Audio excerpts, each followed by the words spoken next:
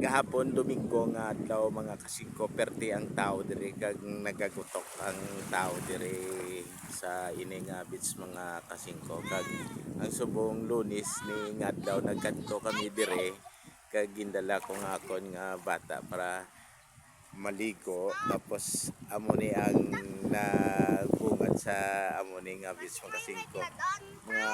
pila na lang ka bilog ang nagkaladto dire nga maligo nga pamilya kay ang Domingo nga adlaw mo ginating ang tradisyonal nga ting paligo mo pagtapos ang Biyernes Santo pag Sabado de Gloria pag Domingo de Pascua ginaang mga tao nga maligo sa baybay kag ang baybay biskan di ka lang magkadto usab ba damo sing gapaligo kag ang pagkalunes mga kasingko amo nini ang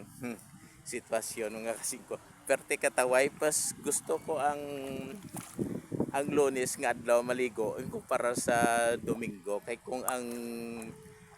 Domingo nga adlaw perte kadamo sang tao kag nagapaligo mas malinong kung Lunes kay ti matawhay kayo kag maka-relax kag kay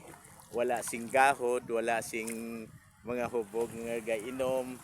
wala sa mga video kay wala sing mga kung mga maka-relax kag kay ti linong sa kung baga kag hindi sa masyado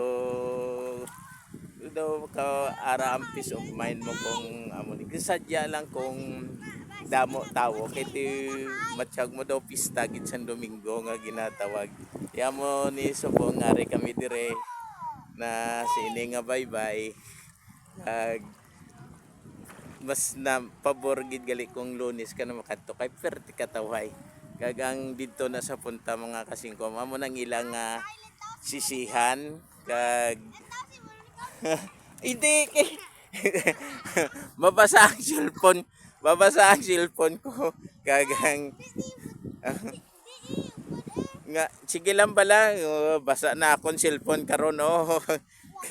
mga pangita ko karon sang mangita ko karon video kihan kay makanta ko kay nahidlaw man ko mag video kay mo